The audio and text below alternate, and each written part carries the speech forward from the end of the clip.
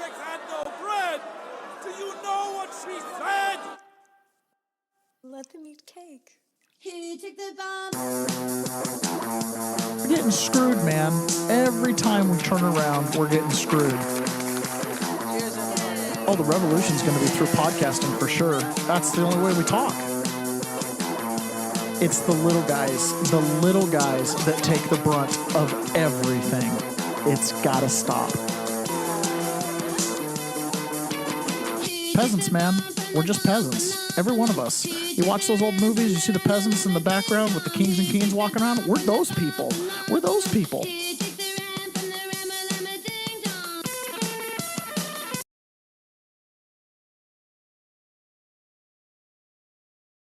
Hold on. Good morning, peasants. Sorry. Good morning, peasants. We got you. I got my sound on. I'm all ready to go, Ron. I've got my headphones on top of my head. Not listening. I was saying good morning to the baby cheeseburgers. Yeah, that's right.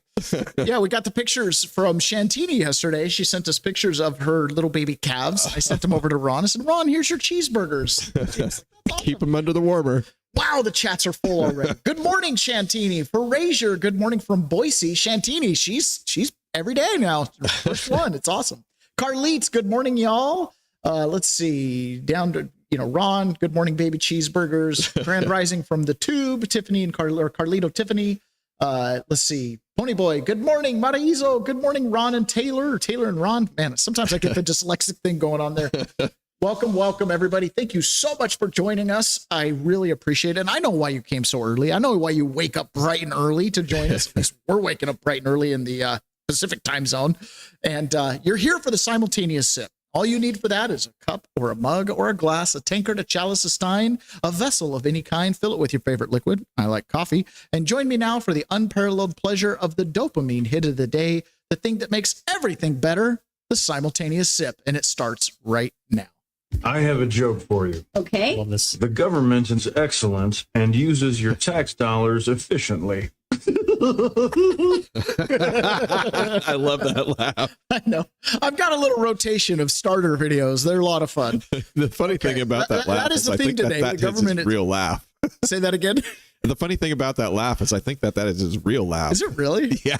You know what kind of ruined me on is it Rick Offerman? Was when he did Last of Us and he ended up being a gay character. And it just was like, that's not Rick Offerman. Anyways, good to have you guys all here this morning. Thank you so much. So in all the chaos that's happening, and truly, we could do like a 4-hour broadcast every day. I mean, Alex Jones does. Why can't we, right? Yeah. But we could seriously talk all day about every little thing, everything that's going on in Iran, Cuba, what's happening in Venezuela. Last night, Donald Trump tweeted out statehood after the Venezuelans beat the United States in the World Baseball Championship. Oh, jeez. He tweeted out statehood.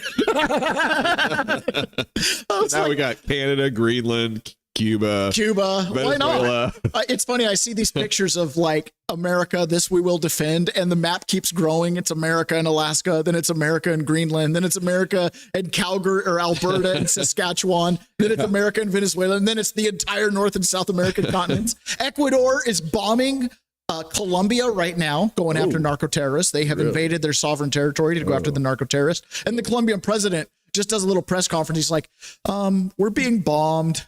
Like, what are you going to do about it? I'm not standing up for the narco-terrorists with Donald Trump up north. They've got that discombobulator attached to helicopters. You know what I mean? It's an amazing time. And we have an absolutely hilarious story to start out with today. Good. So have you ever heard of Afroman? I asked you this right before we started. So Afroman is the one who has that song, Because I Got High. Because I got high. It's like it's kind of like been an internet sensation for a lot of years. That's what put him on the map. Anyways, he tours around with like Snoop Dogg and other people, and he's an internet rapper. Okay. And that's how he makes his living. So he's like a sideshow? He's a sideshow. He's the guy that shows up and he's flamboyant and he just has funny music, and all of his songs are kind of parody in a way. You know, he's funny. So apparently his house got raided. So here's kind of the story behind it. You don't have to show this quite yet. Legendary YouTube rapper Afroman dropped a hit song before a banger before a highly anticipated lawsuit against him goes to court. Monday in Adams County, Ohio, Afroman can be seen calling many police officers pedophiles and exposing the alleged corruption in the police department. Afroman just released Bataram Hymns of the Police Whistleblower a day before the lawsuit heads to court. Okay, so what happened here is Adams County Sheriff's deputies are suing him for defamation, invasion of privacy, and intentional infliction of emotional distress. The stem claims from music videos, including the viral Lemon Pound Cake, which is one of the officers, that incorporated footage from the night deputies raided his home. Okay. So he was traveling from a show back to his house in Ohio, and he was alerted by neighbors, hey, cops are all over your house. So he pulls up on his phone, his security cameras, and he's watching this entire police department in his house with AR-15s and handguns drawn, right? And they're going through his stuff. They go into his closet and they pull out $5,000 from one of his suit coats. And apparently he'd been paid on a show, and he put it in a suit coat and went home, put it in the closet, and forgot about it for a second. Okay. And anyways, they had it out on the counter and they're counting. The police officers are walking around. When they realize he has security cameras, they flip off the security camera and they cut the cords, turn them off. And he's like, what? So he didn't know how much money they took. What ended up happening, they were searching his property for drugs. They found nothing. Okay. And they supposedly walked away with $5,000 cash. They went back, put it in the evidence locker. So he shows up after there's no charges or anything to get his money back. And he brings the local news channel with him. All right. So the local news channel shows up and he's there to get his money back. And he claims in trial, the reason he brought him was because he didn't want the armed people to like arrest him for some nonsense, put him in jail and then Epstein him. Well, while this newscast is going on and they go to give him this money, the clerk says, oh, all the money that they put in evidence, like $5,000, it's not all here. Oh, what? And he's like, I didn't even know. They volunteered that information on live TV. So he goes and he starts making these funny rap videos about the police department and all the different characters. Well, the police department blows up. Police chief ends up resigning. A couple of them get arrested for pedophile type charges. What? It's just like this big mess. But of course, these people are big mad because, you know, their character has been besmirched by his rap videos. So let me give you an example. This is the rap video that was dropped the day before his defamation trial. I've watched most of these. Every one of them is more hilarious than the last. And some of them are pretty crude. And one of them, he actually claims that he slept with one of the police officer's wives. Likely did not. But the police officer on the stand is like, how long have you been married? 17 years. You know, have you ever suspected her of cheating? No. Well, now as he says that, is she cheating on you? Well, I don't know. He won't answer the question. I don't know. But once it's out there, I mean, how do you take it back? You know, now I walk around every day thinking about it. Anyways, so this is Afroman. We're going to listen to this song. So buckle up, enjoy it. I know we don't listen to a lot of music on here, but it's pretty freaking hilarious. Maybe, I don't know. We'll see how the sound is. Afroman will bring it to ya. Afroman is gonna do ya. Afroman is gonna screw ya. My proof's on the internet. Brian Newland is a flag. William is a pedophile. If I'm telling folks the truth, how come I have to go to trial? Newland sexting kids, that's true. Now he's stealing my money too. My truth's on the internet. Afroman will bring it to ya. Afroman is gonna do ya. Afroman is gonna screw ya. My proof's on the internet. Tasha Chamblin is a confidential informant. Roy Gabbard is the judge that signs fictitious warrant. This whole situation is totally their fault. Don't rape me, don't get videoed and caught. Afroman will bring it to ya. Afroman is gonna do ya. Afroman is gonna screw ya. My proof's on the internet. Prosecutor David Kelly turned the jelly when they fell. Coward ran to Arizona so he wouldn't catch the hell. Kimmy tried to dodge us. Rogers tried to retire and dip like a rat leaving a sinking ship. Oh boy. Afroman will bring it to ya. Afroman is gonna do ya. Afroman is gonna screw ya. My proof's on the internet.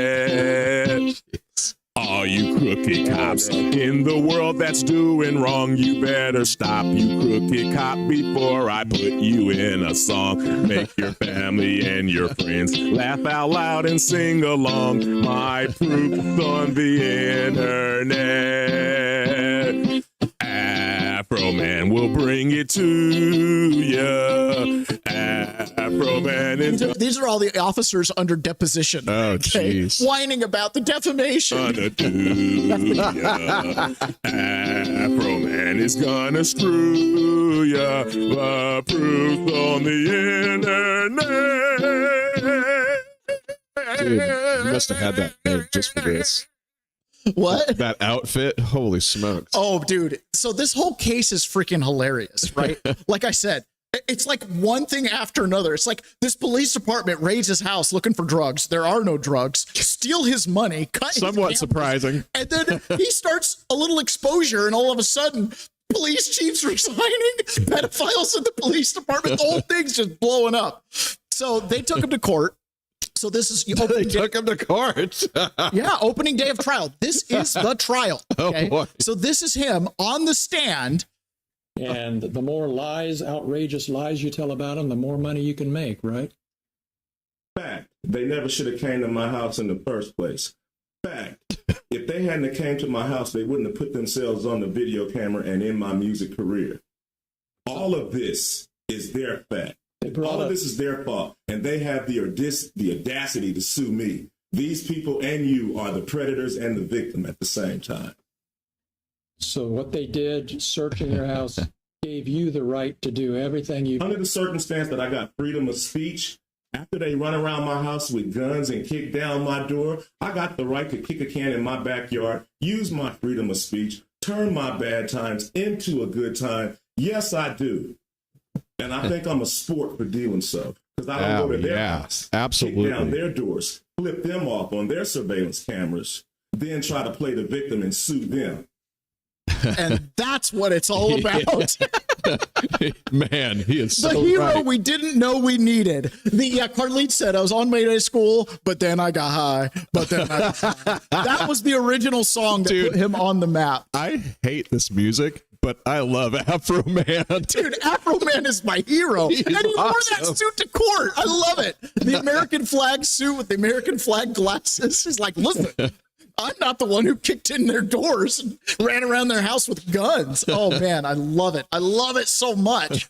Elon Musk exposes everything, right? What has he learned being the richest man in the world and being behind the walls with government and knowing how it all works? My question is more about your work at Doge, for example. Was that worth it? You know, to the extent you are now, Elon, you were a somewhat divisive figure 2 years ago, but now you really are.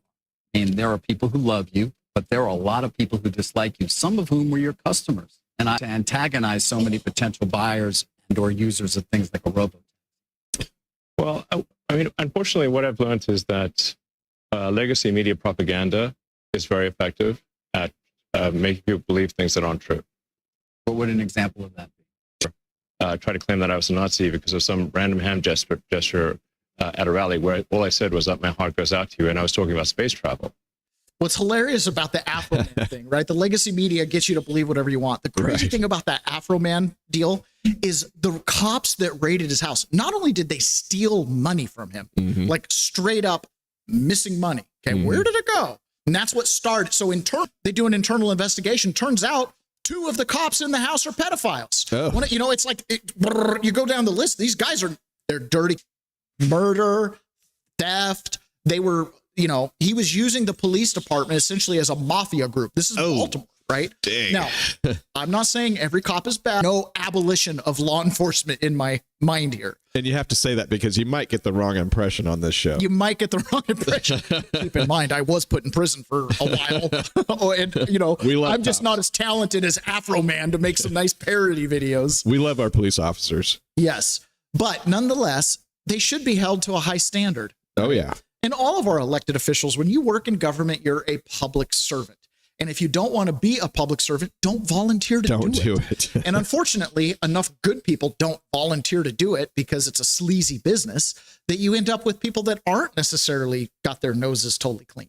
Well, I was just going to say, Afroman for president. And then I was like, well, that's a little over the top. How about Afroman for sheriff or police chief? And then I thought, well, he wouldn't want to do it. Who wants to, who would want to do it? I was going to be the police chief, but then I got high. Yeah. Yeah, exactly.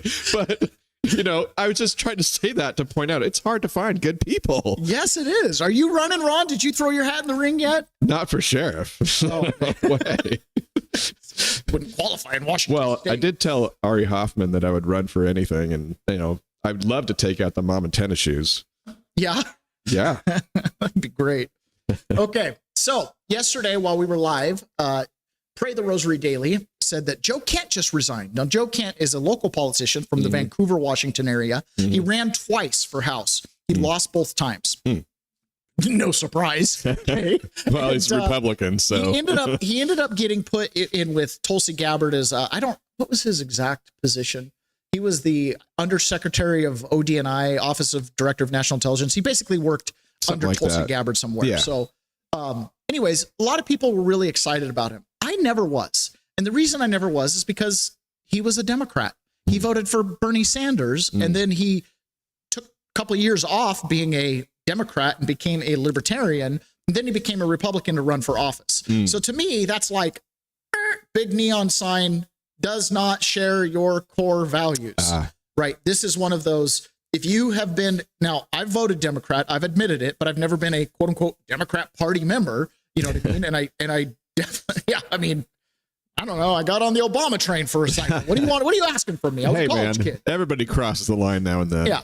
But this idea that you can be a lifelong Democrat, which means you've been a lifelong, at minimum, acquiesced to abortion. At a minimum, you've acquiesced to centralizing government. At a minimum, you've acquiesced to a whole bunch of stuff that I can't acquiesce to. I might cross the party line to vote for the lesser of two evils from time to time, but I'm not ever going to be considered a leftist, right? Like at no point in my life, anybody who actually knows anything about left and right spectrums, could you look at me and say, well, you're a leftist? Right? I mean, classical liberal, sure. Leftist, no. Okay. So Joe Kent's one of those people that I just had caution, caution, caution. The other thing was he would say things like, 1 minute he'd be supportive of J6 and the Proud Boys, and then the next minute he'd be like, they're not good, bad. It's kind of a lot of that. Politics, right? Retail politics. You always side with the person you're standing in front of, and once you got their vote, you can turn around and say whatever you want.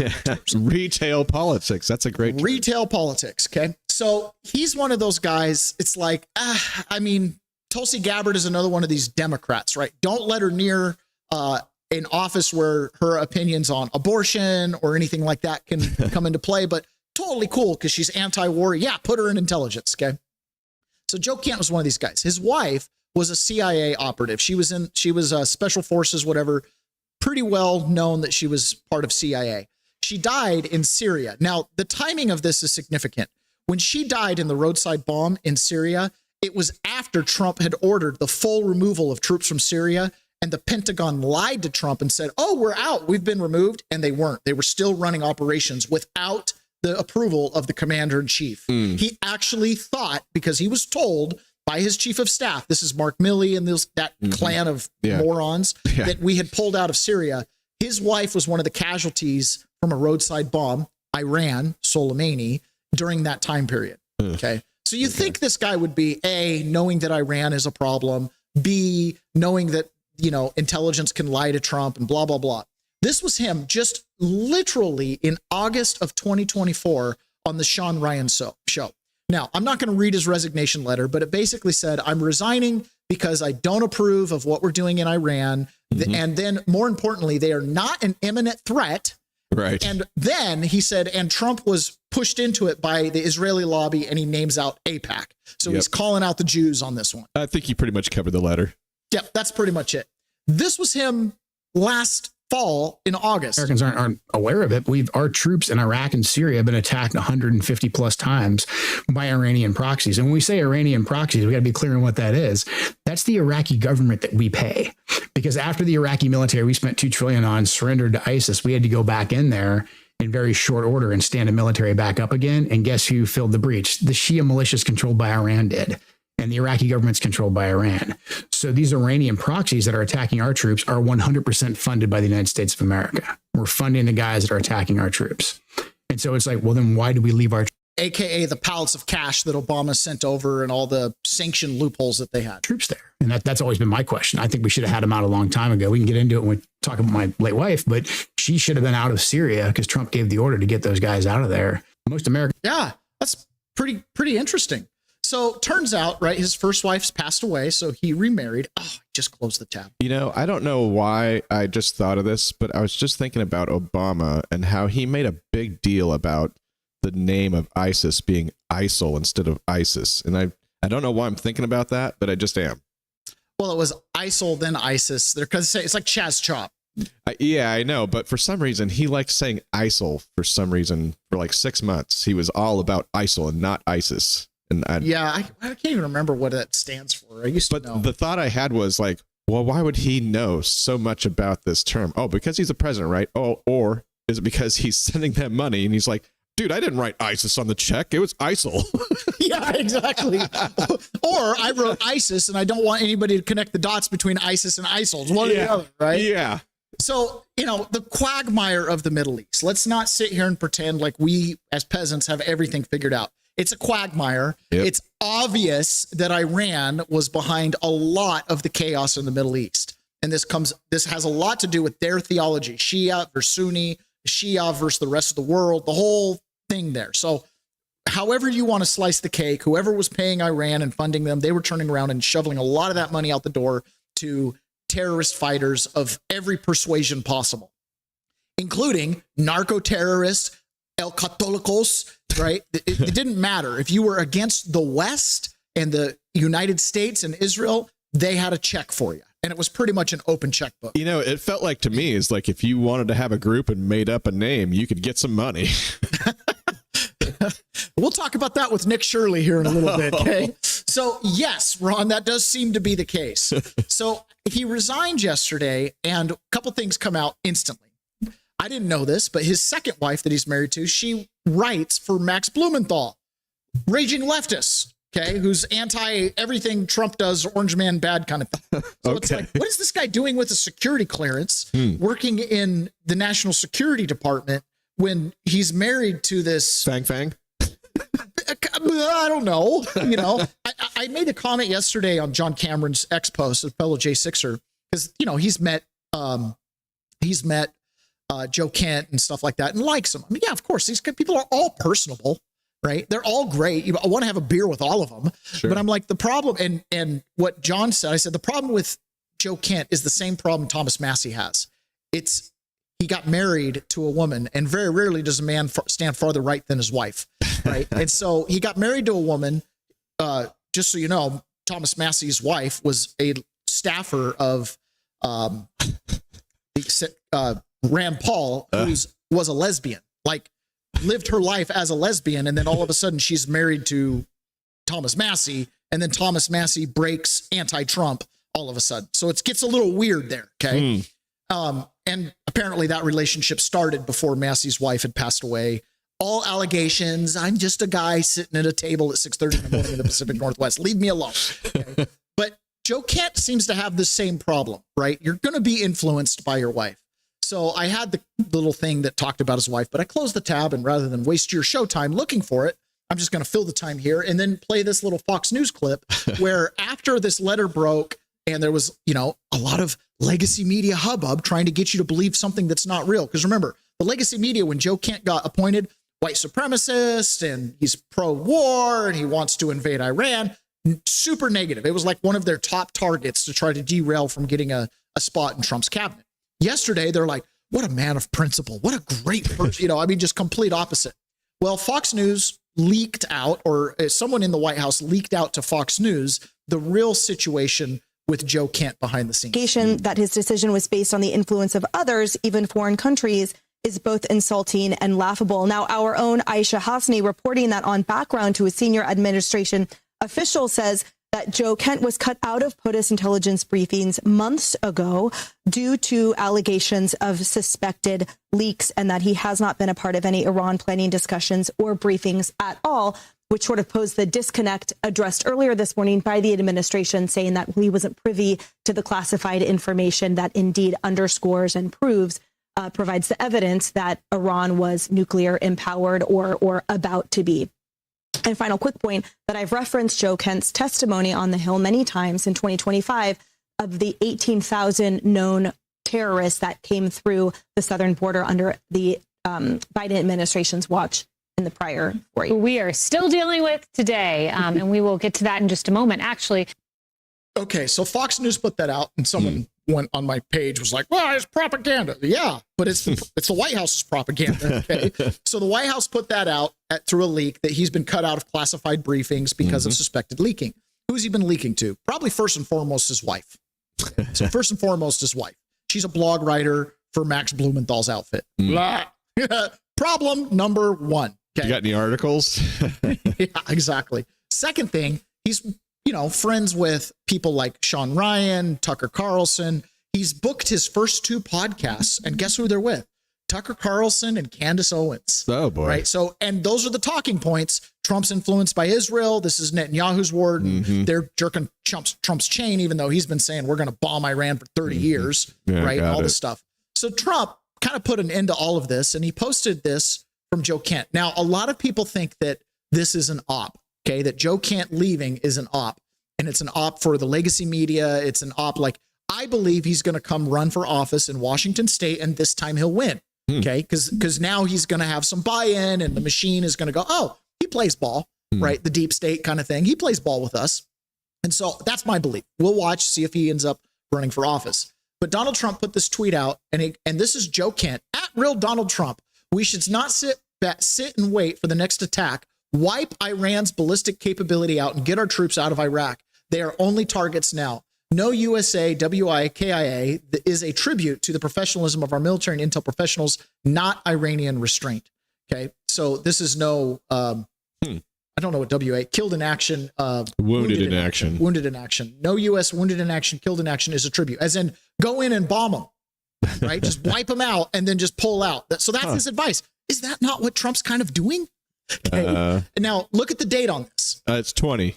Yep. 1/8/20. What's happening 1/8/20? Do you think anybody's worried about Iran? No. No, they're starting to arrest the first January Sixers. Yeah. Trump's on his way out the door. And what's Joe Kent shouting at Donald Trump as he's leaving? Hit the button! Bomb him now! Okay. So Joe Kent, highly inconsistent. This is the kind of stuff that it should be flashing neon signs.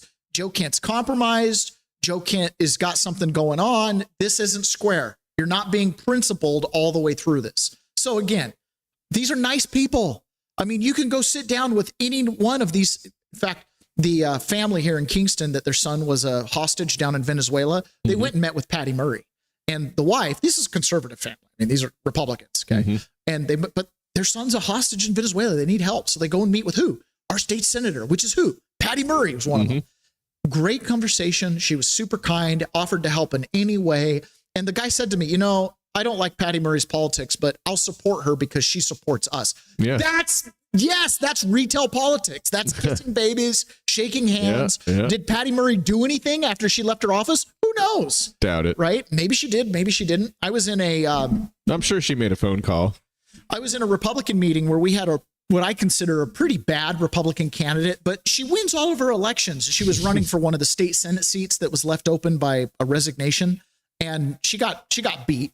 But when she was running, a lot of the Republican PCOs were like, listen, you voted for the kids mutilation bill in Washington state. You're one of the Republicans that crossed over. They had like 3 or 4 bills that she voted for where she crossed over and voted with the Democrats. And they're like, why do you want us to go campaign for you? Our most sacred issues, you've crossed over to get this purple support, right? This middle ground support. And her thing was, well, I made mistakes, but I won't make them in the future. Really? Really? Okay. Yeah. So Donald Trump put out a post yesterday that said this. This is moving on to Iran here. The United States has been informed by most of our NATO allies that they don't want to get involved with our military operation against the terrorist regime of Iran in the Middle East. This, despite the fact that almost every country strongly agreed with what we are doing and that Iran cannot have in any way, shape, or form be allowed to have a nuclear weapon. I am not surprised by their action, however, because I always considered NATO, where we spend hundreds of billions of dollars per year protecting these countries, to be a one-way street. We will protect them, but they will do nothing for us, in particular in a time of need. Fortunately, we have decimated Iran's military, their navy is gone, their air force is gone, their anti-aircraft and radar is gone, and perhaps most importantly, their leaders at virtually every level are gone, never to threaten us, our Middle Eastern allies, or the world again. Because of the fact that we have said such military success, we no longer need or desire the NATO countries' assistance. We never did. Likewise, Japan, Australia, or South Korea. In fact, speaking as President of the United States of America, by far the most powerful country anywhere in the world, we do not need the help of anyone. Thank you for your attention to this matter. So what is he saying? Well, I think what he's saying is he's saying what reality is out loud. I mean, we've been lifting and doing all the heavy lifting for the world for a long time. And, you know, I know he's complained about other nations not pulling their weight, not, you know, contributing like they should. And I think that he's this is signaling that, you know, it's over. We're just tired of it. If you're not going to, if it's not mutual support, then what is this? This is a one-way street. Yeah. Okay? And I think that, you know, we've been getting abused for a long time in this regard. And Trump's thing is, listen, we've got 50,000 troops stationed in South Korea. We've got tens of thousands of troops stationed in Japan, Australia, and you guys won't lift a finger to come help us, but yet you're the ones who buy the oil that we're now protecting and trying to get out to you. Right. So what are we doing here? So what if we just pull out of South Korea? Guess what? Kim Jong-un wins that war. It's hard to say because you think of North Korea being totally backwards, but the United States isn't sitting there. South Korea does not win that conflict. Okay, they're not prepared to deal with that. Japan and standing up to China. I mean, they've commissioned a couple battleships and they're decided that they're going to get their together and try to defend themselves. Why? Because if you're not willing to step up in our defense, then why are we going to continue defending you? Mm-hmm. Right? It's common sense. Trump in his press conference yesterday talked about this, and all of the NATO allies agreed with us. But they don't want to, you know, despite the fact that we help them so much, we have thousands of soldiers in different countries all over the world.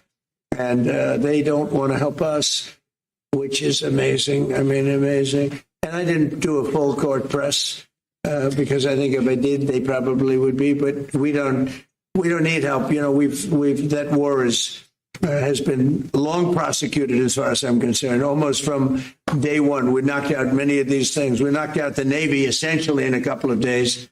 But I was surprised to see that NATO. While they agreed that it was a very important thing to do, they agree fully. Nobody said, "Oh, you shouldn't do it." They would have had a nuclear weapon within 1 month of when we had the B-2 bombers bomb the nuclear potential. I call it the nuclear dust. So I think NATO's making a very foolish mistake, and I've long said that, you know, I wonder whether or not NATO would ever be there for us. So this was a great test because we don't need them, but they should have been there. The other thing is, and I think, you know, very important, we didn't have to be there for Ukraine. You know, Biden chose to spend hundreds of billions of dollars on Ukraine. And I guess the head of Germany just made a statement that, well, they weren't involved and they have nothing to do with the war. But at the same time, they think we did a great thing by knocking them out. Nobody wants to have Iran or anybody, but nobody wants to have Iran with a nuclear, because these people are crazy. They're absolutely crazy, and they're vicious, violent.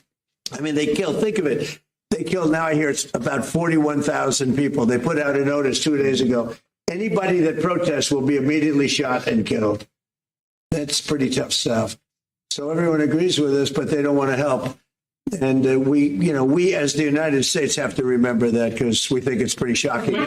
That is the thing, right? Our blood and treasure has been all over the world defending shipping lanes and defending other countries' right to rip us off. And the moment we're like, hey, you know, this whole Strait of Hormuz things, why don't you send a couple ships down here and help secure the area so we can, you know, get shipping going? I don't want to. Looks like you guys got it. Yeah, looks like you guys got it handled. Well, we don't want to put ourselves at risk. Okay. So Trump put this out again. He says, I wonder what would happen if we finished off what's left of the Iranian terror state and let the countries that use it, we don't, he's talking about the Strait of Hormuz here, and let the countries that use it, we don't be responsible for the so-called strait. That would get some of our non-responsive allies in gear and fast. So basically he's like, yeah, we're going to be done with Iran. We get nothing through the Strait of Hormuz. 2% of our oil supply. Oh, by the way, big old pipeline just started flowing oil again for the first time in decades in California, right? We just opened up a first refinery in 50 years in Texas. We just took over the Venezuelan oil fields. We're doing fine. We're doing fine, okay? Now, what happens if we finish our job there and Trump just bails? China, South Korea, Japan, Thailand, Cambodia. I mean, you can go on and on and on with the countries that get their oil out of the Strait of Hormuz.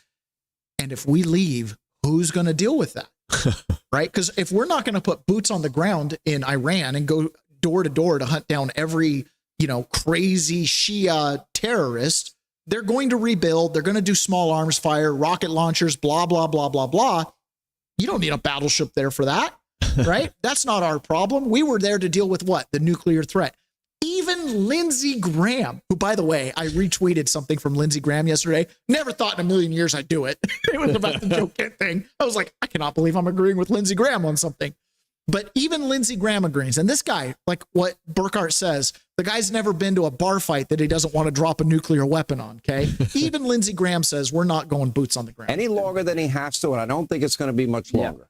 No, we're not going to invade Iran. There's no reason to. We're going to destroy their ability to hurt us, have a nuclear weapon, build missiles to hit America, and terrorize the region. Carg Island, 90% of their income comes from oil and gas revenue. 100% of that revenue generating capabilities on a single island. Mr. President, take Carg Island. This war is over. All right. Lindsey Graham, South Carolina. I mean, it's over. You're going to have a latent resurgent force. Now, CNN put this out yesterday. What is the MAGA support for this? Because remember, on the day that Joe Kent does his flaming exit in glory and Trump's influenced by Israel and, you know, no boots on the ground in Iran, and I disagree. And you've got the podcast world, right? You've got the Candace Owens. These are big shows. Candace Owens, Megyn Kelly, Tucker Carlson, Peasants Perspective. We all have different ideas. Ryan. Sean Ryan, Joe Rogan. Sean Ryan, yeah. These guys, we all have different perspectives. Listen, nobody wants to go boots on the ground in Iran. No. Nobody's saying that. But also nobody's acknowledging the fact that Iran can't have a nuclear weapon. And the idea that they were going to create a ballistic missile curtain, which we wouldn't be able to penetrate, given them some time to, you know, put up enough missiles, that it justifies it. Now, we've pulled on the election fraud thread, which leads straight to Iran, which came up again yesterday. Patrick Byrne was talking to Joel Altman, who's also been really anti-war in Iran. And Patrick Byrne's like, but you know, Iran's involved in the election theft, which is Joel Altman's like thing, right? Deposing Eric Coomer from Dominion, like all that kind of stuff. But Joe Altman's perspective is you need to go arrest all these election officials and arrest these Dominion employees, completely neglecting the guys who actually are behind it, AKA Nicolas Maduro, Iran, Cuba, China, Serbia. You know, there's this link. He's like, yeah, the guy directing them. Yeah, the guy directing them. And it's like, well, listen, if you're President Trump, it's a lot easier to kill the head of the snake and then go run around and chase the tail when it can't bite you. But if all you're doing is, you know, chopping off the tail of the lizard, it grows back. You know, if you take out, it's like drugs. Yeah. Take out the little drug dealer on the street corner. You did not stop the flow of drugs in your community. Okay. So that's kind of the perspective there. And so the question is the MAGA base splitting? Now, remember, Trump has been talking about this forever, specifically calling out Crag Island, Iran, you know, bomb them to smithereens, all this kind of stuff. So there's this idea that somehow Trump has left MAGA, that his priorities are no longer the MAGA priorities. When in reality, it's the opposite. It's that some of the coalition that joined in with MAGA, AKA the Tucker Carlsons, the Megyn Kellys, these are people that did not support Trump a cycle ago, right? They got on the coalition, but their ears are not open. Because, yeah, they're making a decision between Kamala and Trump. Clearly, you're going to pick Trump. But now that we're not in campaign season, it's a circling firing squad. But does that really affect MAGA? Turns out MAGA, wild support for Trump's action in Iran. Okay. MAGA GOP on the U.S. military action in Iran. Look at this. Nearly 9 in 10, 89% approve of the U.S. military action in Iran. That is the MAGA GOP base. Just 9% disapprove of it. This is tremendously popular among the Republican base. And of course, Marco Rubio, Secretary of State, overseeing the effort. It seems to me that a lot of people are taking that into account, including President Donald Trump, who has been smiling an awful lot at Marco Rubio lately. Yeah. So the big that 9% is the Joe Kents, Yes. and so it's really 100. Yeah, that 9% are the coalition people. Right. There are some things you have to recognize, right? Barack Obama played identity politics. And so he created these coalitions of diverse groups. And, his thing was we're all victims. And so let's join together and hit the oppressor. It's very Marxist. Okay. It's very Marxist. And you've got LGBT and Islam sitting in the same coalition, utterly incompatible, utterly incompatible. You've got Islam combined with abortionists, utterly incompatible. Right. Okay. So, but the coalition around Barack Obama was we're all the minority, we're all the oppressed. So let's join hands, kill the big, powerful thing, and then we'll figure it out from there. It's the DEI, 1,000 points of light. Yeah. So every single nationwide political movement is a coalition to one form or another. So the MAGA coalition teams up with who? Robert Kennedy Jr., okay, who brings a lot of libertarianism and a lot of blue dog Democrat, pro-union, pro-regulation state. That's antithetical to a lot of MAGA people who just want to be left alone. If Robert Kennedy Jr. had his way, we'd have European-style FDA, USDA, that kind of stuff, where they overregulate. Mm-hmm. Maybe they overregulate for your health, but you're still relying on the state to regulate, okay? So yeah, there's a sprinkling of libertarian in there, too. Yeah, so some of these coalitions are incompatible in their core, but if you're MAHA, look at what RFK is doing and, cleaning up a lot of the health infrastructure, but you might be MAHA and pro-abortion. Of course, you're not going to support maybe some certain things that we're doing on the MAGA end of things. Do you see what I'm saying? Yeah. So you've got to recognize there's going to be some of that going on there. And the coalition that Trump built, especially towards the end, it's made up of people like Megyn Kelly, who tried to take Trump out in a debate.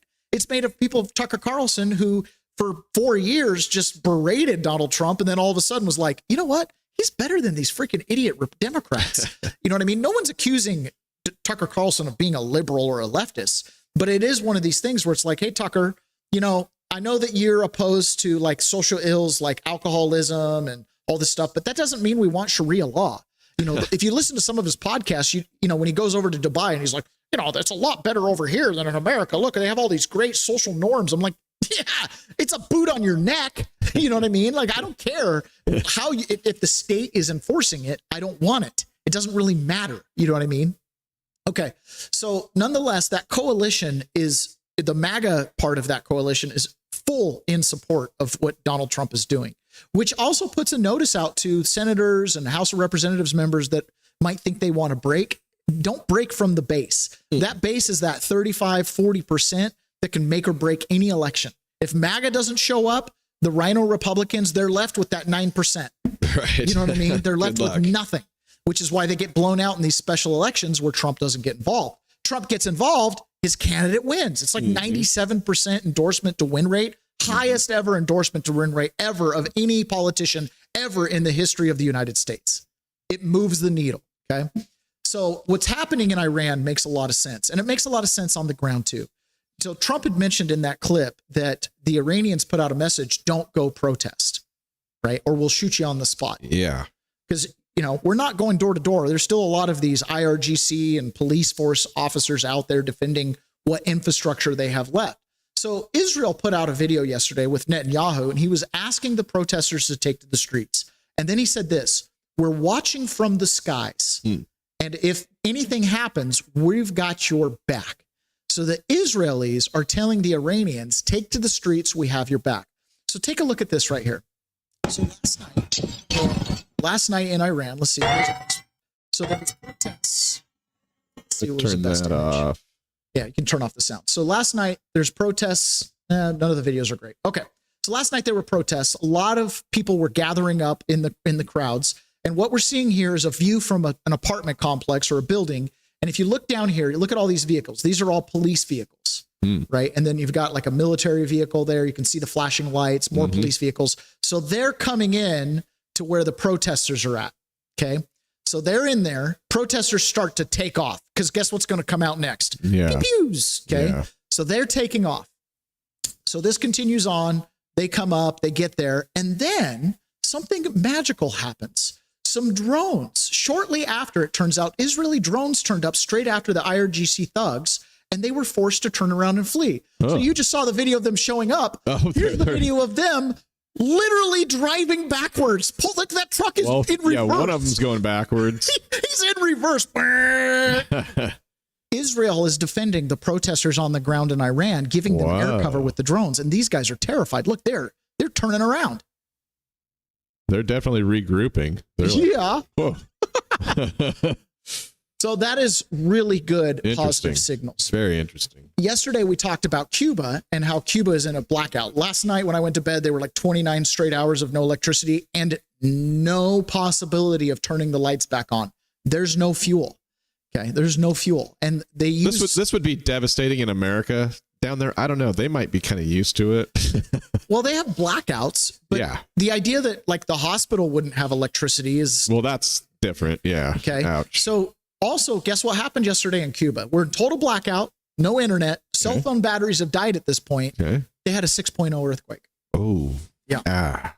Yeah. Dang. Now, they did their whole, we're going to open up our economy and we're going to let private business come in and international partners. Okay, that's a good idea. Russia tried that for about 8 minutes before they collapsed. Yeah. So Marco Rubio in the Oval Office yesterday was commenting on this. He's like, there's no solution without the leaders in charge getting the heck out of there. Oh, that's me. Sorry. The embargo was codified. And but the bottom line is their economy doesn't work. It's a non-functional economy. It's an economy that has survived. It's that revolution. It's not even a revolution. That thing they have has survived on subsidies from the Soviet Union and now from Venezuela. They don't get subsidies anymore, so they're in a lot of trouble. And the people in charge they don't know how to fix it, so they have to get new people in charge. That's what. And the relationship we have with Venezuela has been, I think you could almost say, incredible. The embargo's statehood. The Venezuelans clearly got the message when Nicolas Maduro got hauled off because Delcy Rodriguez, not a good person. Her nickname's The Butcher. Okay?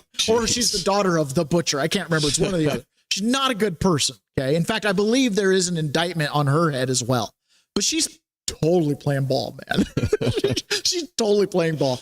Unlike the Shia Iranians, the Shia Islam and extremist Islam, she probably doesn't believe she's going to heaven when this is all over, right? Because most communists, devout communists, are atheists. So she's this is not all virgin hungry. Yeah, so she's kind of like, hey, I'd like to extend my breath a little longer. On the other side of things, you've got the kamikaze attitude where it's like 72 virgins await. I commented in the car on the way in this morning. I said, honey, what if Islam's right? What if there really are 72 virgins waiting for you? I'm like, maybe we're doing this wrong. You know what I'm saying? I don't believe that. You can get some virgins too, baby. Oh, man. Oh, man. So Nicole Maliotakis, who I thought was Greek, apparently that might be her married name. Because I guess she's not Greek, but her last name is very similar to mine. It's, just look at that. Maliotakis. So Atkis in Greek means basically from the island of Crete. So anybody who has an Atakis name or a Takis name is Cretan. Oh, so okay. John Atakis means John from the island of Crete. Now, John is not Greek. It's an Ellis Island creation. It was Yatakakis. Okay. But they changed it because at Ellis Island at that time frame, they were just Americanizing names. Because they're like, how do you spell that? They're like, Yatakakis. I got you. Sounds great. I got Next. So we have a new last name, but it's Greek. It's just an American Greek name. It's John Atakis. It's kind of funny. I find that very funny. So Nicole Maliotakis was on Fox Business talking about the Cuba situation, and she drops a couple really interesting tidbits. Cuban Americans have been waiting for 67 years. I think that you have two options here. It could become a territory like Puerto Rico, or we can help transform it into a free island nation. I think there's mixed feelings about that from the Cuban community, but at the end of the day, what they really want is just for this communist regime that destroyed their lives, stole their businesses, stole their homes, to be gone. And until that happens, we're not going to see real change in Cuba. I know that there were reports of allowing investment to come to the island. That's simply just not going to happen. And anyone who would invest in the island under the current conditions with a rigged legal system, with a communist regime, would be foolish.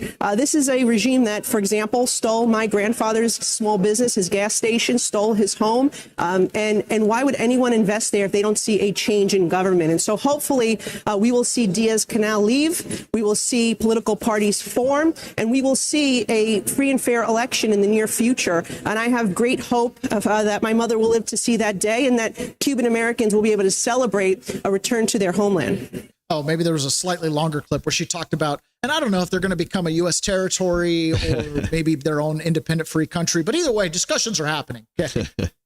Oh, man. You know, my whole perspective on her has changed now that I know she's not Greek. The whole perspective has changed. I convinced myself she was Greek. All right. So in California, Nick Shirley did another one of his special investigative journalist videos. All right. It's about 38 minutes long, and I really want to play a couple clips from this. Just like he did in Minnesota, where he went door to door to the different daycare scams and stuff like that. And the Leering Center. And it blew Minnesota up, right? It brought a microscope to social services frauds, illegal immigrants, naturalized citizens that are taking advantage of the system. They're not giving back, they're taking, right? Good job, Tim Waltz. Yeah, it absolutely just highlighted it. So the thing with these videos is if you watch the whole video, you walk around, someone commented this morning, does anybody else feel like an idiot driving to work this morning? Like, what are we doing? 30% of my paycheck goes to these morons. You know, he's like, what is going on here? It's so demoralizing to think that we're out here trying to contribute, play by the rules, pay your taxes, et cetera, and you've got just while we're living in the grift salad. Just total ridiculousness. So I want to play a couple clips from this because if I could, I'd just hit play on the 38 minutes and be like, look at this. We'll see you tomorrow. See you tomorrow. Like, vote Gavin Newsom out. You know what I'm saying? Everything that led to this moment, everything that led to the ability to commit this scale of social safety net fraud should be burnt to the ground, root and stem. There is nothing redeeming about this. It's so bad, Ron, that my opinion on this has shifted to no social safety net. Let the churches deal with it. Hey, man, let the churches that's where I'm already at. Because you cannot have these as government benefits. I don't care if one person suffers, but you've got 89 people over here taking millions of dollars, and you've got one person who would be the legitimate recipient of it. Kill it. Give the people their money back. Let them go to church, make their tithe and offerings, and let the churches deal with it where they can filter through these people, right? But the idea that we as a government are providing this, to me, has now become vomit in my throat. I can't even believe the scale of this, the brazenness of these people for doing it. So we're going to go through a couple of these clips, and I want your blood to boil as you're getting ready for work and you're thinking about the struggle that we peasants go through to put food on the table. You guys, the hospice consultants? Yes. Oh, can we talk to you guys? About? I want to open my hospice. You want to open a hospice? Yeah. Okay, what was your name? My name's Nick, but I want to open up a hospice. I understand, but we don't take care of that. Can I get some information? Do you want a number? Yeah, or give me a flyer or something. And this is the hospice consultant. All right, so they say they're open right now. They won't let us into the lobby. This is no way to conduct business. We are two entrepreneurs trying to open up our own hospital. So to the bone right now. We were denied service by the potential fraudsters, and as we were leaving, one of the fraudsters started to leave from the back in a $200,000 Maybach. Can we have a Mercedes-Benz driving up? Where can we open a hospice at? We'd like to open up a hospice. See the Maybach just like you. So this time I can get a Maybach by opening up my own hospice? Now, after seeing all the wealth that is being created from these hospice centers, I headed back to the original location where we found over 15 hospices in one plaza. I wanted to make sure it wasn't a fluke that Armenian mafia members were running the show and that there weren't just randomly $100,000 cars the day I went by. And this time, it was even worse. Sir, how are you? Good. So what do you think about all this hospice fraud? Sir, you're in the Cybertruck, driving away, taking money from old people. Yet he's just driving away in his Cybertruck, won't even answer any questions. Let's see, we have another rich person as well. Let's get rich off this hospice. This guy's leaving as well. So the two people that walked out of Holy Angels, they're in a brand new Cybertruck and a new BMW. How lucrative of a business is hospice? I'm seeing a Cybertruck, you're in a nice BMW. It's good. Yeah, because it looks like, for instance, Guardian of Angels, that used to be here, $4.8 million they built the state of California. And how many clients do you guys have? Do I need to answer? I'm just curious. Yeah. You must be getting paid pretty well, right? Do your parents run the hospice? No. Who's that guy in the Cybertruck? He's your uncle. So it's like a family business to own the hospices. But why was he walking out of the hospice then too? Like these hospices, there's nothing inside of them. If it's not you guys, how come you're in the newest BMW and the newest Cybertruck? I can only imagine what the guy is in charge. Just all the other hospices? Do you like taking care of old people? Like, are you the one going out visiting the hospice patients, sir? Uh-oh, he's going to have to do another point turn. Well, you could just go that way. What's the key to opening up a hospice if I wanted to open up one? Because you're in the family business of hospices. If I want to open my own? What do you do for work here? What do you do for work here? Let's go to the... Okay. This should drive you crazy. As I'm driving, a $5,000 vehicle that I got to make sure the gas cap's on tight so the engine light doesn't go on, and I got to put oil in it every other day. And, people say I'm smart. People say that you're a smart guy, but yet, I'm out there just like everyone else trying to make it happen. Yeah, but you're not working the system hard. Clearly. Work here. What do you do for work here? Why? Oh, we're just looking around. We're seeing all these hospices, so we're just curious.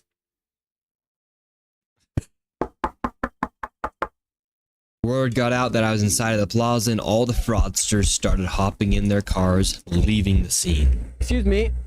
Let's see if they can just answer our questions really quick. Hello, can we ask you a quick question? Driving out in a brand new M8. They can't get out that easy. How can I get an M8 as well? Should I open up a hospice? Driving out in a brand new M8 BMW M8 competition. Listen to this thing. This is the sound of hospice money. Yeah. It's a $150,000 vehicle. And this is the guy who said he's fat because of Dr. Oz. His business is not open today. Seems like this mafia right here is naming all of their companies after. Now, this is clearly an old hotel. Oh, yeah. Right, a motel. And it's now all hospice care. The whole complex is hospice care. 190 billions running through this little facility right here. Angel. We have Angels of Valley Hospice. We have Angels of Haven, Angels of Peace, Light of Angels. A lot of angels. The BMWs. One right here, one right there. Two brand new Mercedes over there. It just is unbelievable the amount of money that these people are making, and they're not even trying to hide it. Buying these luxury cars, each and every single person's wearing some sort of designer clothing as well. And this building looks like it used to be some sort of old motel that has turned into some cash grab, money grab for hospices here. Yeah. Yeah. That's what it looks like to me too. Yeah. So here's, again, I wish I could just hit play on this 30. What makes this hospice and home healthcare fraud so hard to crack down on? Take, for example, this one right here, All Day Hospice Care. They have billed $3.1 million, and per beneficiary, that's about $6,000, and 24 claims per patient with only 2 codes, which means 2 services. They've had over 505 patients, and they started billing in 2023 and accumulated $3.1 million in 19 months. And that is over 12,000 claims. The velocity of the billing here is what leads me to believe this is potentially fraudulent. And what makes this hard to track is that they then just rent small little suites inside of these kind of buildings, and they run their operations from there. And once any sort of suspicion comes, they then leave, close down shop, and who knows where they go. Are they going back to Armenia? Are they going back to Russia? Are they going back to their native country? Or are they just moving to another building inside of a location here in Los Angeles? And these areas where these people are committing this fraud, it just looks dilapidated. You have storefronts that are completely closed down. Homeless people walk on the streets. These businesses are all boarded up, and they're prying on people who are on the verge of death to make all their money. That's what hospice is. But that is what the business model of the hospice is they just literally rent out these small little suites, charge millions of dollars over the years. Oh my gosh. And you just have people being. That's California. How was that piss?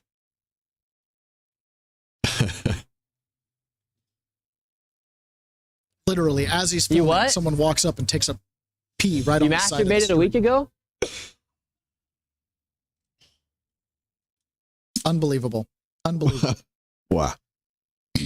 Obviously, if you could watch the whole 38-minute video, just like the 48-minute video he did in Minnesota, this is something to behold. Now, Gavin Newsom put out an X post where he had Nick Shirley with cameras all over him. Can I see your kids? And Nick Shirley was like, why don't you stop complaining about me and go after the fraud? So Gavin Newsom's post had like 6,000 likes, and Nick Shirley's post had like 164,000 likes. It's like the worst ratio ever in the history of X. You know what I mean? That's 6,000. That was Gavin Newsom. That was it. Yeah. Jeez Louise, man. It's crazy. And what you've got to understand is this social services fraud in the immigrant community specifically ties in with election fraud. Okay, this is all tied together. This is one thing. We know from Minnesota, from some of the people that were investigated, that they were making very, very large campaign contributions to the politicians, including Keith Ellison, who actually is on tape telling the fraudsters, you know, tell me who to make the case go away kind of thing, and then took a campaign donation from them post haste. Which might be why the fraudsters are willing to just operate so openly. They've got air cover. Yes. These are the words I said walking up the Capitol steps into my bullhorn and in my little bullhorn speech in front of the gate.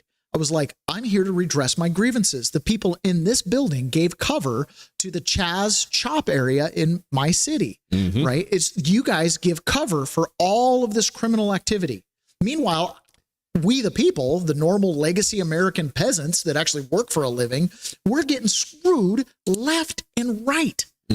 Right? We are the ones that have to pay for all of that fraud. I'm feeling they just cut the check and then accept a kickback. It's obvious what's going on here. It sure seems that way. Yeah. Now, quite a while ago. But don't ask any questions, Taylor. Come on. Yeah.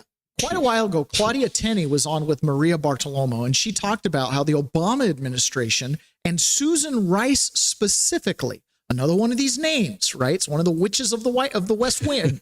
Okay.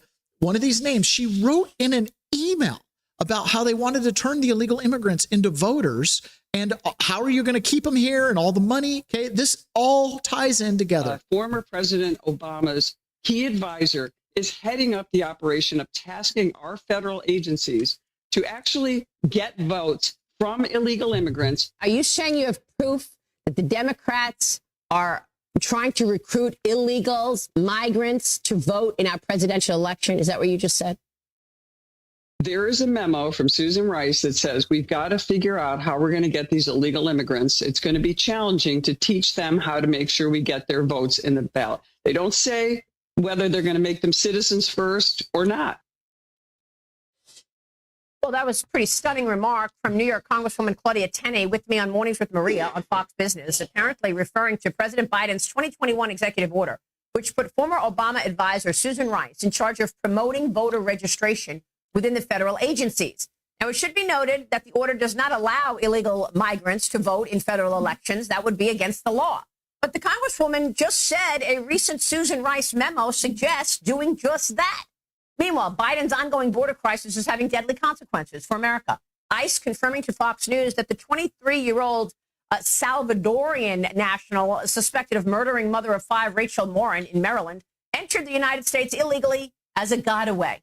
And then in Houston, two Venezuelan nationals were arrested for killing 12-year-old Jocelyn Nungare, with one of them apprehended by Border Patrol crossing into the country last month and then released with a notice to appear in court. Joining me now with more is Texas Attorney General Ken Paxton. Isn't that just like par for the course? You know what I mean? You're letting the illegals in, you want them to vote, and then what do you have going for them? You've got all these NGO, social service fraud backstops. I'm sure that Armenian community, a lot of that money isn't just going into the cars. It's probably going into H-1B visa scams. It's going into paying cartels and others to get more people here. Why? Hey, you want a really big contract and a nice car? Help us funnel people into the country and harvest their votes. Okay, it's super obvious. John Barrasso, who up till now has kind of remained silent on the whole Save America Act, he had a press conference in their little leadership press conference yesterday. He said it. He finally came out in a full-throated support of the Save America Act. And why? Because he acknowledges that Biden imported a lot of potentially illegal voters, and they're making them vote. 10 million illegal immigrants flooded into our country while Joe Biden was president and the Democrats were in charge in the United States Senate and House. And now the Democrats want those same illegal immigrants to have an impact on the elections in the United States. I believe only citizens of the United States should be allowed to vote in American elections. And I believe you should have to present a photo identification card in order to vote. It's common sense. You need to present a photo ID to buy a beer, to board a plane, and to do so many other things that are part of American life. Why not to vote? Now, if you're the Democrats, you know that's not true, because you can use your indictment for child sex crimes as your boarding pass. Right. So we know that you don't necessarily need a photo ID to board unless you're under indictment and you're an illegal immigrant. Then you can use your criminal paperwork as your ID. The great number of American people agree completely with this, that you should have to have a photo ID and be a citizen in order to vote. The Save America Act is the best way to secure and safely provide elections that represent the viewpoints of the American people. And yet the Democrats in this chamber are going to come to the floor, and each and every one of them is going to stand with the far left, the extreme members of their party who oppose voter identification with a photo ID. We're going to put every one of them on the record so that everyone in America knows that Republicans support voter ID and Democrats are the party of open borders and illegal voters. Wow, that sounds really good. But we also know that it's not going to pass. So we got him on the record and we're going to campaign against him. But I would pose the question, doesn't matter. Doesn't matter. So state after state has now been exposed for their election voter roll problems. Illinois put in like 1 million people over a 2 or 3 year period. Population didn't grow by 1 million. Well, some of the states haven't even turned over their voter rolls, so yeah, okay. Highly suspect. But what we do have, we can see you got 1 million new voters in a 2 or 3 year period. Wow. Right? So it's like, oh, well, you don't support voter ID. Yeah, well, it doesn't matter because as long as I can get a ballot, I'm going to win this election. And then you're just white noise. So Washington State has this problem. Washington State had 427,038 duplicate registrations. That's all? Between 2022 and 2024. Wow. So if we go on this list here on duplicates here, that's where Washington State is. These are duplicate registrations. That means there are 2 ballots being printed for those people. One, presumably to go to the person, and the other one to go to some apartment complex in Auburn, Washington, where they can throw the vote in to cancel out the one that went to the normal person. Okay. And some of these numbers are atrocious. Virginia, 1 million. 1 million. Okay. Tennessee, even 148,000. Puerto Rico, 908. Pennsylvania, 378,000. Ohio, 548,000. How about any of the contested states like Arizona or Georgia or Pennsylvania? I don't know. I mean, they're not all listed on here. Right. But what this is telling us here is these are dispositive numbers. This is enough to throw any Senate, any state electoral votes for president, any House seat, any school board you want. When you have that kind of number, there's no election in Washington State that has a margin of, let's cut that number in half, 215,000, 10,000 votes. None. 210,000 votes can decide any election in Washington state. And you can dribble them in wherever you want because these are duplicate registrations. There's no accountability on this. Well, this is why I've been saying, and I feel like, Washington has been a red state for 50 years and it's never been blue. And unfortunately, just like we talked about in New York yesterday, they're creating policies where good conservative voters who would otherwise vote at least moderately are bailing out of the state because, common sense. And that's what's happened here in Washington.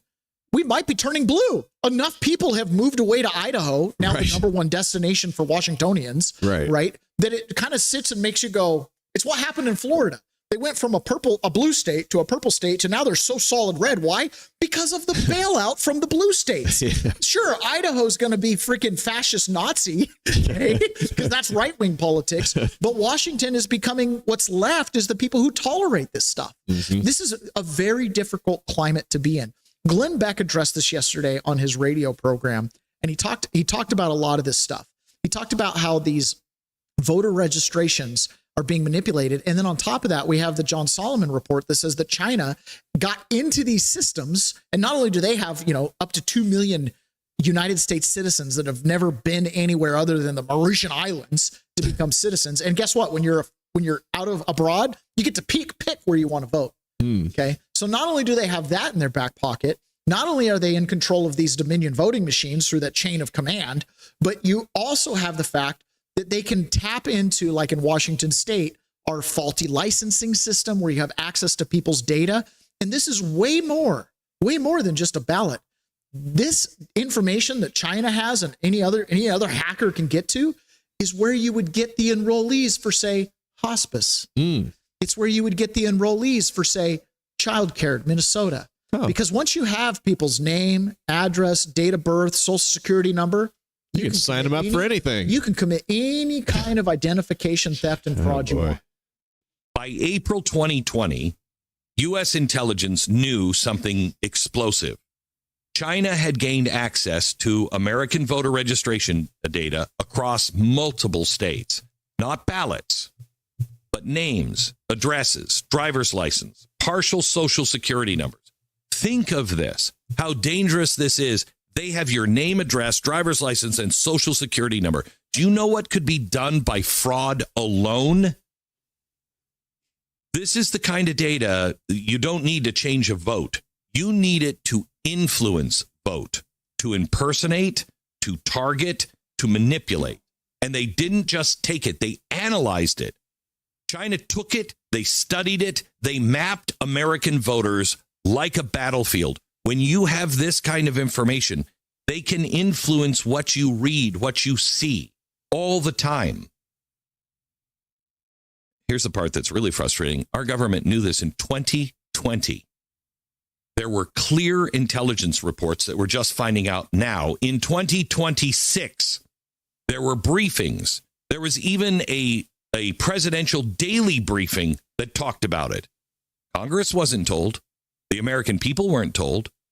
And according to whistleblowers, now even the president of the United States wasn't fully informed, but I don't think that guy knew his shoes were on at times. The reports were blocked, they were buried, they were hidden. And at the same time, you were told something very different. You were told this election is the most secure in history. There is no real foreign interference to worry about, so don't question it. How is that possible? How is that possible? China is harvesting voter data. Chinese-linked groups are running influence campaigns. Are. Thousands of fake driver's licenses are being seized, mostly from China. And an FBI intelligence report raising concerns about fraudulent mail-in voting schemes, that's pulled back. Told to be deleted. And the day after testimony said, nothing to see here, nothing happened. No, there's nothing happening. Let me be clear about something. There is no smoking gun like this. The voting machines were hacked. Not like this. That's not the story. This story is much more dangerous than that, because you don't need to hack a machine when you can hack people. Here's the question that our press should be asking. How is it we can secure our nuclear weapon systems? How is it we can secure our military networks, our SWIFT global banking system, our intelligence infrastructure all around the world, but we cannot secure my ID and my vote? Don't tell me it's too complicated. Don't tell me it's too expensive. Don't tell me it's impossible. We put a rover on Mars. We track trillions of dollars across continents in milliseconds. Milliseconds. We can verify your identity to open a bank account, board a plane, buy a house, but voting, that's too hard. What? No, it's not that we can't secure it. It's that for some reason, and maybe I should check Punchbowl News, for some reason, the people in charge don't want it secured, which leads to the only question that matters. Why? Kickbacks. Oh. Kickbacks and power.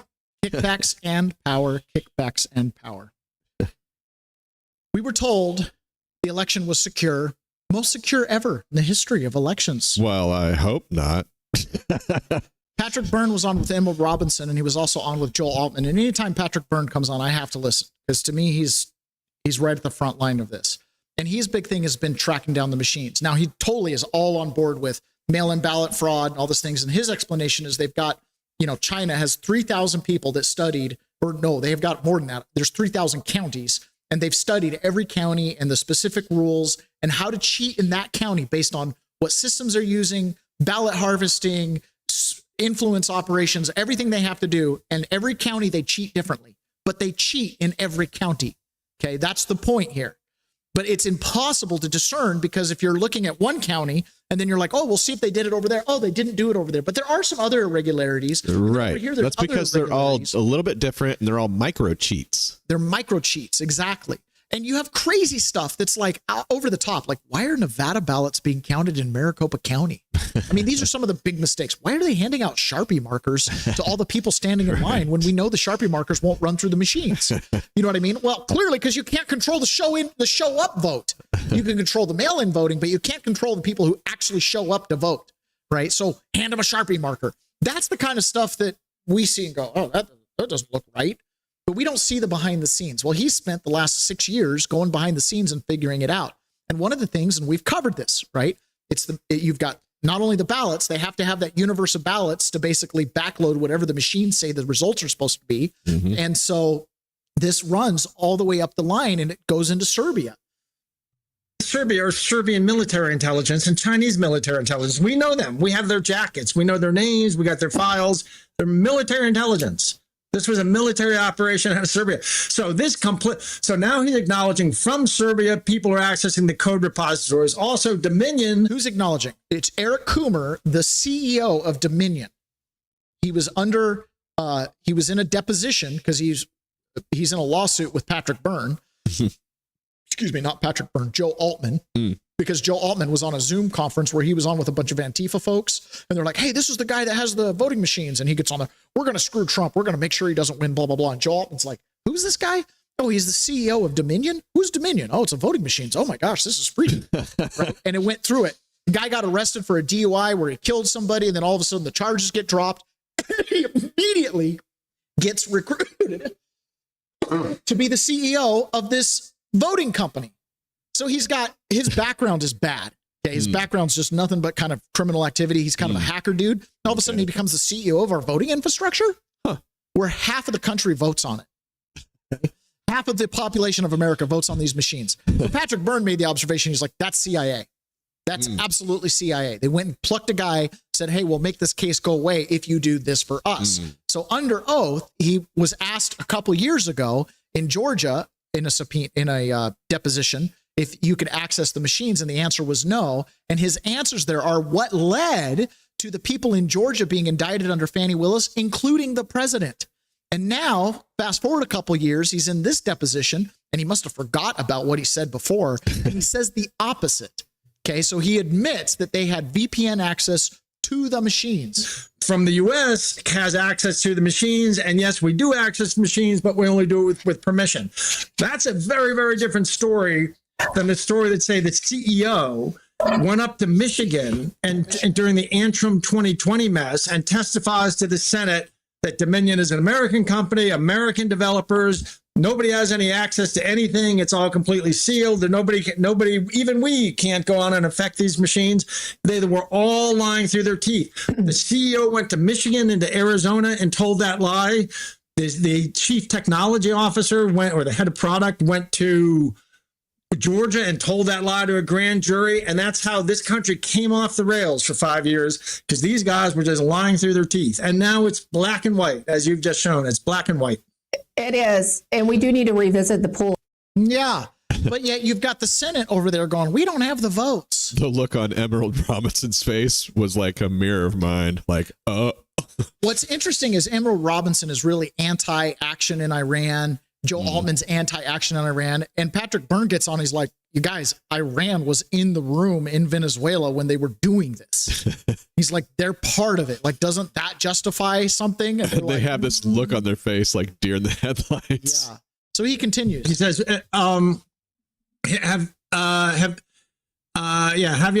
have you accessed such servers with approval? Yes. So he can access these servers. So they do have the technical, and elsewhere in here he talks about the VPN channel. So they have this VPN channel in.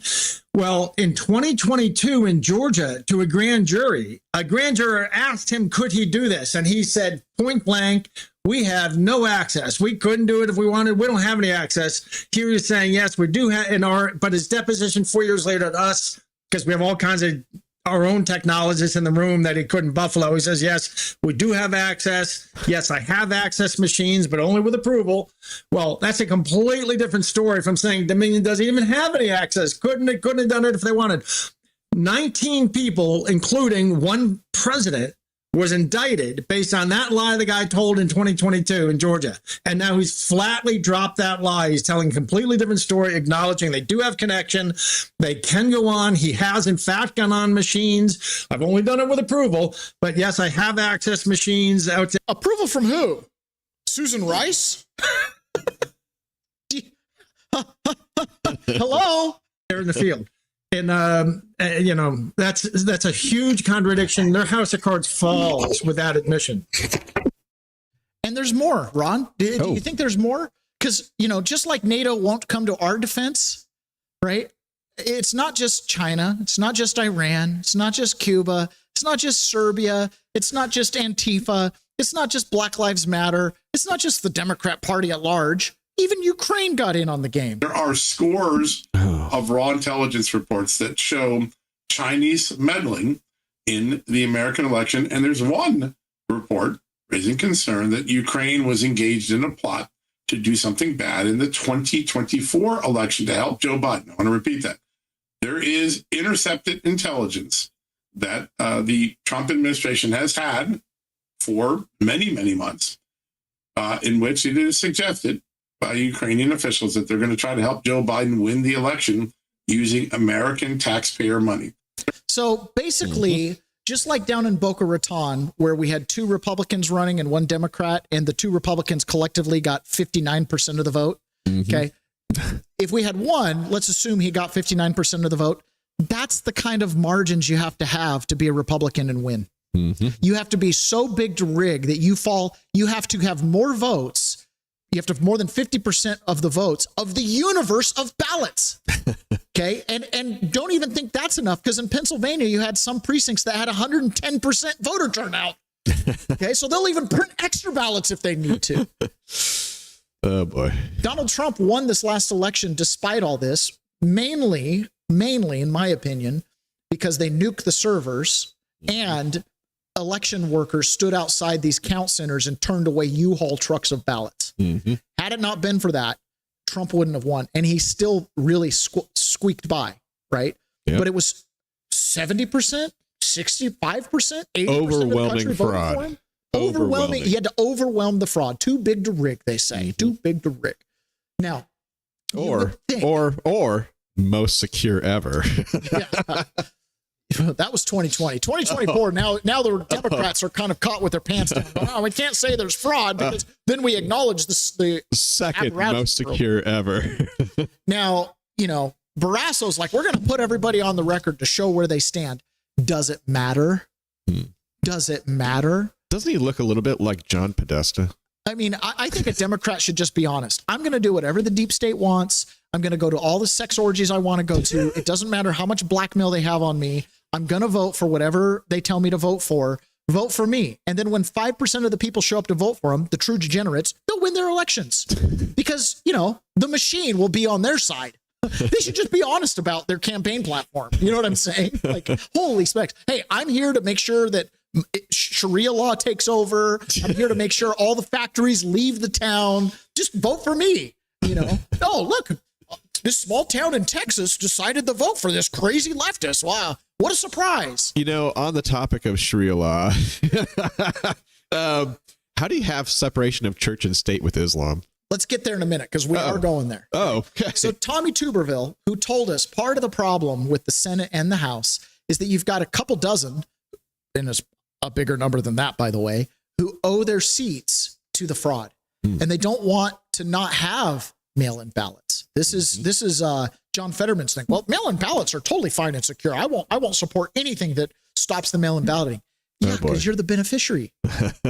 You're the beneficiary. Like, sure, yeah, make people show voter ID, but not the mail-in stuff. I mean, just leave that alone. But the people who show up to actually vote on those mail-in ballots, they work for you when you're in a coma. I'd be highly suspicious here in Kitsap County, which is, predominantly white. What do you say? 80% white? 85%? It's at least 80. If I go to my voting center and I had to actually show up to vote, like they got rid of the mail-in voting, I would be a little disturbed if I saw 50% of the line being Hispanic. That would catch me off guard in this county. You know what I'm saying? And it would be really obvious. So as long as the Hispanics and the Armenians and the Somalians, as long as they're mailing in their ballots, when I show up, as long as I see my community members, I'll think that everything's on the up and up. Right. So these guys that don't want to do the mail-in balloting, these people that aren't wanting to have voter ID, the people that don't want to clean up the voter rolls, they're clearly in on it. And Tommy Tuberville got on the Charlie Kirk show, what's left of it. And he just says, listen, what we're doing this week with the Save America Act, it's totally performative. It's totally performative. Well, this is more of a show week. We can't get it passed. And it's probably one of the most crucial pieces of legislation, single pieces that we will face. When I go back to Alabama, people look at me as a coach. Please tell me my vote is going to count. Please tell me I'm not going to get canceled out by a non-citizen in this country. And it makes you feel bad. Up here, it's almost a 90% vote from people all over the country, Democrat and Republicans, that, hey, you need to get this passed. You need to be a citizen to vote for our leaders in this country. We can't get anything done. We even have Republicans that are not going to vote for it. Talking filibuster is not going to work. The only way we can do it, we got to bust the filibuster, 51 votes, get this done, pass everything we can for President Trump between now and the election next year, and we can take this country back over. But if we don't get this passed, we are doomed. We will lose the midterms. President Trump will be fighting for his life when it comes to staying in office. It'll be a disaster for the American people and a disaster for the 50th year of our country. Well, it's hard to hear it. It's hard to hear it. Well, vote these people out. How? How? Trump's not on the ballot again. That's the whole point, is we want to be able to vote people in that we want. Yeah, that's what we'd like.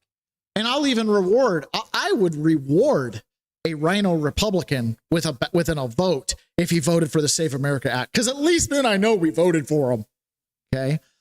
What hypothesis is that they'll pass the Save America Act, which addresses voter ID, mail-in balloting, and then Trump will then disclose the intelligence about the digital stuff and then have an executive order just wiping those off the map. That would change everything. It would change California could flip red. New York could flip red. Illinois could flip red. Washington State, Oregon absolutely could flip red. New Mexico, see ya. They're going to be bright pink when this is over. Regardless of the outcome of this vote on the Save America Act, I actually wonder if this is kind of like a Sun Tzu thing. We wish. Yeah, I know. The That's senators me. aren't good at Sun Tzu. Maybe the president and his big chessboard, right? He called it his high level game of chess. Maybe President Trump's playing a little Sun Tzu. There is some of that for sure. In fact, he's a known fan of that book. Yeah. However, I don't think the Senate at large. I think what you see is what you get. Yeah, you're right. Right. What you see is what you get. I know, that's me grasping at straws. We're going to put it for a vote and make them win. Now, some people say Republicans are still going to win. They're really confident. Why? Because Liberty Vote bought Dominion and they control the machines. And that's what Emerald Robinson thinks. They don't want to do anything about it because now the Republicans have control and they're just going to cheat. Right. Which, by the way, is not good either. No. You know, do you really want a bunch of Dick Cheneys running this place? Because that's what we're going to get on that end. Yeah, no. Tom Holman was on with Laura Ingraham explaining it really clearly. The mass migration was because they wanted a demographic shift to get votes. All of the criminal fraud with our illegal immigrant communities, the social services fraud, it all ties in together. Why are Democrats really, really against border enforcement or deportation of any kind? Because we're ruining their long-term plan. They have a long-term plan. Open the border up, bring over 10 million, probably close to 20 million illegal aliens into the country. And hoping during the next administration, the Democratic administration, all of a sudden we got amnesty. All of a sudden everybody gets amnesty. They think they're future Democratic voters. But remember, when Joe Biden opened the border up, he also overturned the Trump census rule, and that way illegal aliens, and millions of illegal aliens in sanctuary cities, they'll be counted in the census. What does that result in? More seats in the House for the Dems. They sold this country out for future political power. They saw future political benefit in doing this. And as we're removing record numbers of these people, they're mad. They're pissed off because we're ruining their long-term plans for power for decades to come. But we're going to keep arresting. President Trump promised a mass deportation. That's exactly what we're going to do. And I don't think we're going to lose the White House anytime soon. So we're going to keep doing it. Now, you know, Mike Johnson's like, we got a little strong-armed with our deportation, so we're backing off. I mean, I haven't seen a whole lot of news about mass deportations. I know they're pulling them out of jails mostly and prisons around the country, but you're not seeing the street raids anymore, at least not going viral. I don't know. I mean, they need to deport these people. All of them, to a man, are committing fraud one way or another, whether it's identity fraud, employment fraud, voter fraud, you know, crossing the border illegally, strike one, you know, the whole thing is a mess. Now, he said they sold us out for future political power. And you asked about Islam. Mm-hmm. Okay. So Islam is part of this contingency. It's called the Red Green Alliance. Mm-hmm. Okay. The Red Green Alliance. And here's these Islamic podcasters talking about the process of taking over a country through the political apparatus. This is the trade-off. The Democrats said, hey, as long as we have power now in my life, right, we're going to go ahead and co-opt you guys and use you guys. And I'm sure they'll even vote for some of their policies over time, knowing that in my life, corrupt politician, I will have power, money, influence, et cetera, et cetera. But long term, do they care? No. Americans are really bad about thinking generationally, really bad about it. But China, the Persians, the Arab world, these guys think in terms of 100 years. Right? They understand the long arc of history. Americans, we're so self-centered. I mean, we can't see past a 2-year election cycle, but these guys understand it. And they understand the process of infiltration into the system, which the Democrats have absolutely enabled. So if you don't think this is serious, this is the future that our kids and grandkids will grow up in. America, okay, if we don't want them to implement secularism, so what do we want them to implement? They say that America now, okay, there is not enough Muslims for them and to implement Islam. But now it is our challenge as du'at, as intellectuals, as academic, to present solutions based on Islamic values, but in the second level degree, not to tell them replace secularism with Islam. It won't work. Yeah, presenting Islam as a civilizational alternative, this needs from us a different way of addressing this generation, addressing, in fact, the whole world, trying to get into key positions where you are influencing the decisions, yani decision making. if we are, whatever we do, and we are not influential, we cannot influence the how politics is running. We are not influence the decision-making processes.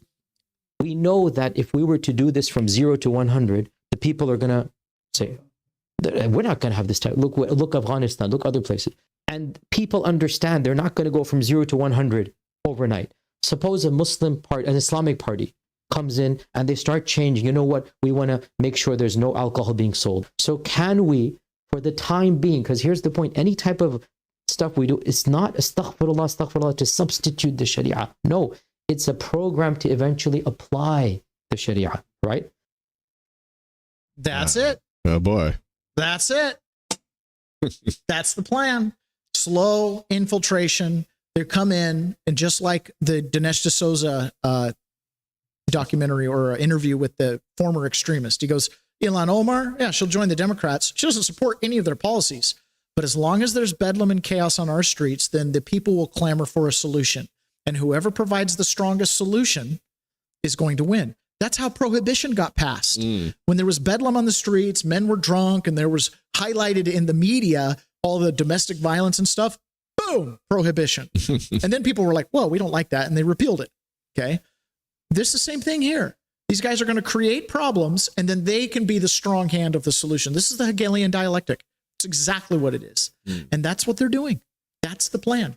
The great migration, all these immigrants coming in to vote Democrat, the Muslims have a political plan behind it, right? They want to get into power, and then they can start to slowly from the bottom change laws until the step from our government and our laws is just a quick flip into Sharia.